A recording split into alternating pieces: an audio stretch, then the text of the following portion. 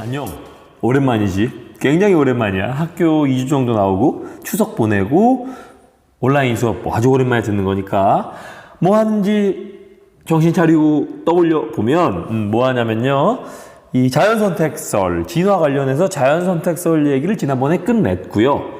오늘은 지난번에 했던 자연선택설이 현실에서 어떤 식으로 적용되는가, 그리고 진화가 가지는 진짜 의미가 무엇인가에 대한 얘기 정도만 좀 할게요. 알겠죠? 지난번에 진화를 이끄는, 결국 진화라는 결과를 내는 자연선택의 과정, 그 자연선택의 과정이 과잉생산, 개체변이, 생존경쟁, 자연선택, 그리고 마지막 종해분화. 이 종해분화가 진화를 의미하는 거거든요. 이제 이런 과정으로 만들어진다고 얘기했고 각각이 뭔지 설명을 했었죠. 이 부분에 대해서 좀 더 자세히 하고 넘어갑시다. 먼저 첫 번째, 과잉생산은 뭐냐면 생물은 항상 주어진 환경, 주어진 환경에서 생존할 수 있는 것보다 더 많은 자손을 낳는 경향이 있어요. 왜냐하면 자손은, 그러니까 생명의 그 유전적인 생명의 존재 가치는 자신의 유전 물질을 후세에 남기는 거거든요. 유전적으로 보면. 그래서 조금이라도 많은 자신의 유전 물질을 남기기 위해선 그러니까 필요 이상으로 많은 후손을 생산해야 돼요. 과잉으로. 왜냐하면 많이 죽으니까. 지금이야 낳은 아이가 죽는 일이 잘 없지만 한 17세기만 해도 영국의 황실이면 그 시대 영국에서 제일 잘 먹고 제일 안전하고 제일 좋은 의료 혜택을 받는 거잖아요. 황실의 왕과 왕비니까. 근데 그때 왕비가 뭐 10명이 넘는 아이를 낳으면 성인 때까지 살아남은 아이가 한 둘셋밖에 없었대요. 이 얘기만 들어도 엄청나게 많은 아이가 죽은 거였죠. 아니 황실도 이런데, 그때 정확한 예가 좀 기억이 안 나는데 왕비가 12명인가를 낳았는데 성인이 될 때까지 살아남은 게 4명이 안 됐나? 그랬던 것 같아. 왕비인데 가장 좋은 교육을 받고 가장 쾌적한 환경에서 가장 잘 먹고 잘 사는 아이들도 12명 중에 4명 정도가 생존했다고요. 17세기, 18세기 때만 해도. 그랬었죠. 인류만이 그런 게 아니라 모든 생명체가 그랬던 거죠. 지금처럼 일단 낳은 아이가 잘 안 죽는, 이거 표현이 이상한데? 그러니까 잘 살아남는, 살아남는이 좋다. 살아남는 시대가 정말 최근이에요. 그래서 인류도 그렇고 모든 생명은 본능적으로 과잉 생산을 해요. 어떻게든 자신의 유전자를 후세에 남기기 위해선 살아남지 못하는 후손들까지 생각을 해야 돼서. 그래서 자손들을 많이 낳는 경향이 있죠. 이게 과잉 생산이에요. 과잉 생산되면 이렇게 뭐 잡아먹히기도 하고 질병으로 죽기도 하니까, 이렇게 과잉 생산을 하면 자연스럽게 개체 변이가 일어나죠. 이 개체 변이에 대해서는 뒤에 자세히 할 건데, 간단하게 말하면 형질의 차이가 나타난다는 거예요. 같은 부모 밑에 태어난 자손들이라도 다 조금씩 다르잖아요. 이런 게 개체 변이죠. 이렇게 조금씩 다른 애들 중에서 이 다른 애들이 생존 경쟁을 하게 되는 거지. 과잉 생산된 개체들, 그 후손들 중에서 먹이, 공간, 장소, 그리고 배우자, 뭐 이런 것들을 확보하기 위해서 경쟁이 일어나고, 이 경쟁의 결과 선택받는 개체가 있을 거다라는 거죠. 이렇게 선택받는 개체는 그때 그 순간의 환경에서 살아남기 가장 적합한 종류일 거예요. 이렇게 보호색을 띠는 아이들이거나, 아마 이 나방의 부모 나방은 정말 많은 나방을 낳았을 건데, 그 나방들이 이 날개의 색깔이나 무늬가 조금씩 달랐을 거예요. 그 중에서 얘네가 살고 있는 그 환경, 그때 있는 돌, 나무들과 가장 비슷한 무늬를 갖고 있는 애가 살아남기 쉬웠겠죠. 걔네가 살아남아서 후손을 남기기 쉬웠을 거고, 이게 바로 자연 선택이에요. 기억나죠? 어찌 보면 좀 슬프죠. 그 개체, 생물 그 자체는 굉장히 무력해요. 자연에 의해 선택받는 거야. 슬픈 일이야. 그렇게 해서 자손을 남기게 된다라는 이야기죠. 아시겠죠? 그 결과 종의 분화가 일어난다는 건데, 이 분화라는 단어는 솔직히 쉬운 단어가 아니에요. 이런 식으로 계속 선택받는 과정이 대를 이렇게 거듭하면서 자식의 손자의 이렇게 거듭하다 보면 어느 순간 손자의 손자와 할아버지의 할아버지는 다른 종이 되어 있을 수도 있다는 거죠. 이런 게 바로 종의 분화예요. 알겠죠? 그렇다는 거죠. 목이 짧은 길에서 시작해서 대를 거듭하면서 목이 굉장히 긴 기린만 종이 남는다면 이게 바로 종이 분화된 거거든요. 그렇다는 거죠.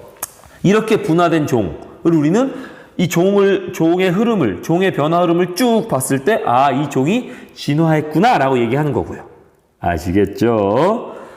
자, 다음 이 종의 분화 과정, 일명 진화 과정을 세균에 한번 빗대어서 설명해 볼게요. 이게 참 무서운 일이거든요. 세균은 무섭죠. 물론 좋은 세균이 훨씬 더 많대. 지금 우리 몸에는 세균이 굉장히 많거든요. 굉장히 많고 그중에 나쁜 세균보다 좋은 세균이 훨씬 더 많고 그 좋은 세균이 없다면 우리는 살아남지 못한다고 하더라고요. 세균이 그런 건데 위험하기도 하죠. 이전에는 세균을 죽이는 약, 바로 뭐? 항생제. 이 항생제가 발견되고 개발되기 전에는 여러분이 알고 있는 대표적인 항생제가 뭐죠? 바로 페니실린. 푸른 곰팡이에서 추출한 페니실린이라는 항생제죠. 그게 최초의 항생제인데 이 항생제가 없을 때는 사람들이 정말 쉽게 질병으로 죽고 다침으로써 상처 입어서 죽었어요. 무슨 말이냐면 뭐 길 가다가 뭐 나무에 베이거나 뭐 칼에 베이거나 뭐 조그만 상처가 났어. 근데 그 상처가 잘 나으면 괜찮은데 그 상처로 들어간 세균 때문에 감염이 일어나고 그 감염 때문에 뭐 몸에 열이 나고 이러면 죽는 거야 그냥. 그 열을 잡을 수가 없으니까. 항생제가 없을 때는. 근데 이 페니실린이라는 항생제가 내 몸에 들어온 세균을 죽여주고 그 덕분에 내가 열이 안 나고 2차 감염, 3차 감염으로 이어지지 않아서 살아남은 거죠. 항생제 덕분에 정말 많은 인류가 살아남았고 그 덕분에 인류의 개체수가 정말 많이 불어났죠. 이게 뭘 말하는 거냐면 항생제가 없다면 여러분은 태어날 수조차 없었을 거란 얘기예요. 이 정도로 인류의 개체수가 불어나지 않았을 테니까. 그러니까 항생제 개발과 여러분의 존재는 직접적인 연관이 있다고요. 항생제는 정말 고마운 거야, 우리 입장에서. 덕분에 태어났으니까. 그런 거죠. 그런데 문제는 지금 배운 이 자연 선택의 과정이 세균에도 그대로 적용되면서 세균들도 끊임없이 진화되고 있다는 거죠. 분화되고 진화되고 있다는 걸 설명하려고 해요. 되게 무서운 얘기야. 보자. 이거 우리가 내성세균이라고 말하는데 어떤 식으로 내성세균이 만들어지나 보자. 세균은 이렇게 엄청나게 많은 종류, 손가락으로 해볼까? 이렇게 엄청나게 많은 종류의 세균들이 과잉 생산을 통해서 만들어지죠. 이 중에서는 개체 변이라는 게 일어나서 이렇게 요 둘처럼 약간 다른 세균이 만들어질 수 있을 거예요. 이 중에는 항생제, 우리가 지금 쓰고 있는 항생제의 내성이 있는 세균이 있고 이게 뭐 돌연변이에 의해서건 개체 변이에 의해서건 얘가 그냥 갑자기 생겨난 거야. 수많은 세균들이 만들어지니까 생겨난 거고 여전히 항생제 내성이 없는 세균도 있겠죠. 그런데 환경이 바뀐 거야. 어떻게 바뀌어? 우리가 지금 얘기한 이거죠. 존재하는 거예요. 그러다 환경이 바뀐 거예요. 어떤 환경? 인류가 항생제를 처리해주는 환경으로 바뀐 거죠. 그 전까지 우리가 항생제를 처리해주지 않는 환경일 때는 항생제 내성이 없는 세균이 더 많은 부분을 차지했어. 더 개체수가 많았다고요, 상대적으로. 근데 우리가 환경을 바꿔줘 버린 거야. 항생제를 처리하는 환경으로. 그랬더니 얘네들이 생존 경쟁을 하는 거죠. 그 환경에 적합한 애가 살아남는 경쟁을 한 거예요. 그 결과 항생제의 내성이 있는 얘 세균이 살아남게 되는 거죠. 우린 이걸 뭐라고 불러? 바로 자연선택이라고 부르는 거예요. 자연선택을 받는 거죠, 얘가. 그렇게 자연선택을 받다 보니 당연히 살아남은 항생제의 내성이 있는 세균이 더 많은 자손을 낳을 수 있게 되고 그러면서 세균들이 종의 분화가 일어나는 거예요. 그전까지는 항생제 내성이 없는 세균이 주를 이뤘다면 이렇게 몇 세대를 거치다 보면서 항생제 내성이 있는 세균이 주를 이루는 거죠. 이게 바로 자연선택이에요. 아시겠죠? 그 결과 종의 분화가 일어나는 거죠. 인류도 그렇지만 수많은 일반적인 동물 같은 경우는 이 종의 분화 과정이 굉장히 오랜 시간을 걸쳐 이루어져요. 왜냐면 한 세대가 인간 같은 경우는 한 세대를 보통 30년 정도로 잡거든요. 그러니까 한 세대, 그 다음 세대, 그 다음 세대가 일어나려면 보통 60년, 또 그 다음 세대는 90년까지 걸려요. 그래서 종의 분화가 또 그 과정에서의 진화가 굉장히 오랜 시간이 걸리지만 세균은 한 세대가 그렇지 않거든요. 짧은 막 몇 초짜리 세균들도 있어요. 그러니까 항생제에 의한 분화와 이 진화가 인간의 시간으로 보면 엄청 빨리 일어나는 거지. 그래서 우리가 항생제를 만들어 그 세균을 죽여. 그래서 지금 이 병을 극복했어. 근데 이 과정을 거치면서 일어나는 종의 분화가 너무 빠르니까 우리가 새로 만든 항생제에 내성이 있는 세균들이 금방 만들어져. 그럼 인류는 또 이 내성이 있는 세균을 죽이기 위한 새로운 항생제를 만들어야 되잖아요. 얘를 죽이기 위한. 그 새로운 항생제를 만드는 과정에서 이 세균을 이기지 못한 사람들이 또 많이 죽어. 그러다 또 이 세균을 이겨낼 수 있는 항생제를 겨우겨우 만들었어. 그랬더니 방금 말한 이 과정이 또 일어나면서 우리가 겨우겨우 만든 항생제를 이겨내는 세균이 또 분화돼. 이런 식으로 인류가 항생제와 싸운 역사는 계속 반복돼 왔어요. 우리가 항생제를 만들면 진화해서 이 항생제의 내성 있는 애가 만들어져.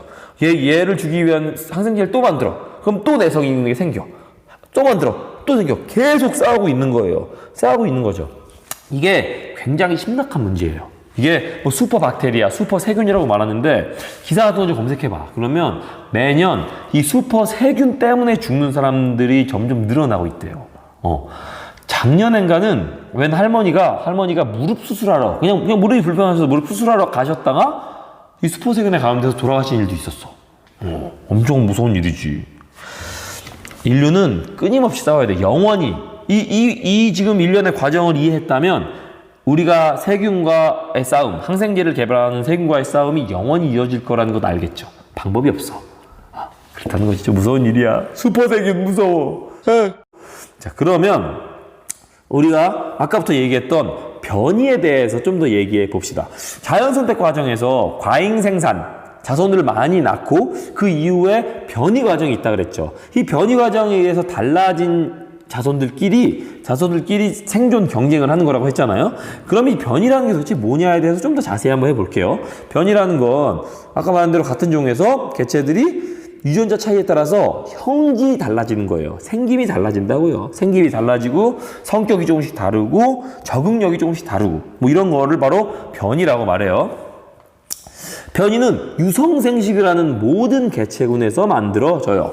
유성생식을 한다는 건 수컷의 유전자와 암컷의 유전자가 합쳐진다는 거잖아요. 이 합쳐지는 과정에서 자연스럽게 새로운 조합이 만들어지고 이런 식으로 개체 간의 변이가 자연스럽게 이루어지도록 진화했어요. 우리는. 유성생식을 하는 이 종들은 그렇다는 거죠. 왜 그러냐면 무성생식보다 유성생식이 적응에 유리했기 때문에 유성생식을 하는 애들이 더 많이 살아남고 그 결과 지금 이 지구에 있는 생태계의 포식자에 속하는 그들은 다 유성생식을 하게 된 거죠. 이 진화의 결과가 보여주듯이 유성생식이 더 유리한 거예요. 그쵸? 왜 유리하냐? 바로 이런 이유 때문이죠. 다양한 형질을 가진 애들이 있으면 환경이 급변했을 때 그 중에 일부는 환경에 적응을 할 수 있게 될 테니 어떻게든 그 종을 이어나갈 수 있게 되니까 유성생식을 하는 애들이 더 많이 남아있게 되는 거죠. 그렇다는 거예요. 바나나는 단일종이거든요. 지금 단일종. 전 지구의 그러니까 물론 우리가 먹는 바나나는 단일종이야. 다 같은 종이라고. 유전적으로 똑같아. 그래서 막 환경이 변해서 지금의 바나나가 살 수 없는 환경이 되면 인류는 바나나를 못 먹게 돼요. 오, 되게 무서운 일이야. 아일랜드 대기근. 이 수업 영상, 몇 차시 전 수업에서 아일랜드 대기근 얘기도 했었죠. 단일 감자종만 키우다 보면 그 감자종을 죽이는 무슨 병충해 같은 게 일어나면 감자종이 싹 죽어버리는 거야. 적응을 못하고. 종이 멸종해버리는 거죠. 그렇죠? 이게 무성생식이 가진 또는 이 형질 변이가 없는 종들이 갖는 위험이에요. 그러니까 그들은 종을 남기기가 어렵죠. 그래서 유성생식은 무성생식에 비해서 훨씬 더 번거롭고 시간도 오래 걸리는 생식 방법이지만 적응에 유리하고 자연선택에 유리해요. 그래서 우리는 유성생식을 하게 되는 거야. 알겠죠? 나 숨도 안 쉬고 말을 되게 길게 한다. 자, 한번 읽어보세요. 지금 내가 얘기한 걸 이 무당벌레에 빗댄 거예요. 그렇겠죠. 다양한 무늬가 있어야 환경이 변했을 때 살아남을 수 있겠죠. 예를 들어서 밝은 애가 있고 어두운 애가 있었어. 근데 그때 그 환경이 굉장히 깨끗한 환경이었어. 그리고 밝은 꽃들이 많은 곳이라서 이 껍질이 밝은 애가 더 보호색 역할을 잘 해줘서 이 껍질이 밝은 애들이 더 잘 살아남을 수 있는 환경이었어, 원래는. 근데 갑자기 거기에 막 미세먼지가 갑자기 몰아치고 환경이 변한 거야. 막 황사가 몰아치고 그러면서 막 건물이 엄청 시꺼매진 거지. 그러면서 이 밝은 껍질을 가진 애들은 그 건물에 붙어 있거나 그 미세먼지를 뒤집어 쓴 식물들에 붙어 있으면 너무 잘 발견돼서 얘네가 막 다 죽어버리는 거지. 그래서 어두운 껍질을 가진 애들이 오히려 살 수 있는 환경이 될 수도 있는 거잖아요. 이런 게 자연선택이란 거죠. 알겠죠? 재밌어, 이런 거. 엄청 재밌어. 그래서 얘네는 죽지만 얘네는 살죠. 결과적으로 무당벌레라는 종의 생존 확률이 높아지는 거죠. 둘 중에 하나는 살아남으니까. 그렇다는 거지. 얘 입장에선 비극이지만 얘 입장에선 희극이고 무당벌레라는 종 입장에서는 희극이니까요. 알겠죠? 유전적 변이는 두 가지가 있어요. 유성생식에 의한 변이, 아까 말한, 그리고 돌연 변이. 유성생식은 가능한 조합 내에서 변이가 일어나는 거고, 돌연 변이는 말다시피 그냥 완전히 나올 수가 없는 불가능한 애들이 나오는 거죠. 그래요. 넘어가자. 돌연 변이는 일반적으로 생존에 불리해. 이 흰색 호랑이는 생존에 굉장히 불리한 아이예요. 왜냐면 원래 있는 그 갈색과 똥색 줄무늬 호랑이가 숲에서 숨기 쉽고, 숨기 쉬우니까 사슴을 몰래 잡아먹기 편하잖아요. 근데 이 허연 호랑이는 너무 눈에 잘 띄어서 사슴을 잡아먹기가 힘들어서 어떻게 돌연 변이로 얘네가 만들어져도 금방 멸종했죠. 보통은 자연 선택되기 어렵다고요. 그런데 갑자기 환경이 급변해. 얘가 나타나서 얘는 풀숲에서 살아남기 어려운 존재라서 배를 쫄쫄 굶고 막 멸종하기 직전인데 갑자기 빙하기가 찾아왔네? 빙하기? 눈이 엄청 내리네? 그래서 그 초록이 만연했던 숲이 갑자기 허해진 거야, 눈 와서. 그렇게 되면 그때부터는 얘네가 더 먹이를 잡아먹기 쉽겠죠. 자연 선택된 거야. 이런 거 엄청 재밌지 않니? 이렇게 되는 거죠. 복불복이지? 진화도 복불복이야. 자, 요 얘기를 해보자.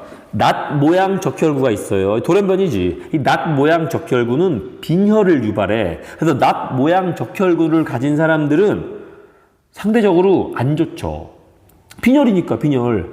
그래서 쉽게, 그러니까 달리기 같은 걸 하거나 이렇게 막 격한 운동을 하면 쉽게 산소가 부족해지는 되게 위험한 거예요. 빈혈이라는 거.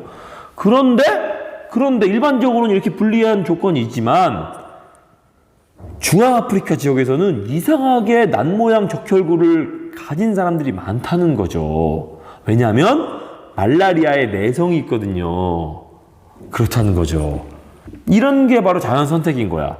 낫 모양 적혈구 자체는 생존에 불리하지만 그 낫 모양 적혈구가 가지는 말라리아 내성이 말라리아가 만연한 지역에선 오히려 유리하게 작용을 해서 그 말라리아가 만연한 지역에서 자연 선택을 받은 거죠. 그래서 이 말라리아 발생지랑 낫 모양 적혈구 유전자를 가진 사람의 빈도가 이렇게 일치하게 된다는 거죠. 아시겠죠?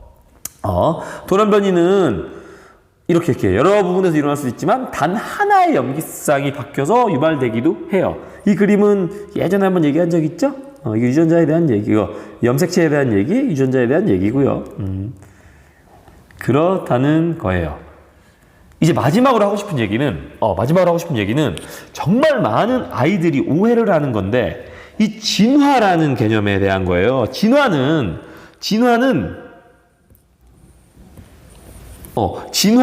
우리가 포켓몬 진화, 디지몬 진화를 할 때 다들 더 좋아지죠. 더 좋아지니까 마치 진화가 더 좋은 방향으로 가려는 어떤 방향성이 있고 목적성이 있는 것처럼 보이는데 그게 아니란 얘기를 하고 싶어. 자, 혁명이란 말 있죠. 혁명이 뭔지 알죠? 혁명은 지금의 상황이 너무 좋지 않으니 우리 힘을 모아서 더 좋은 세상을 만들자라면서 사람들이 들고 일어나는 거야. 으아!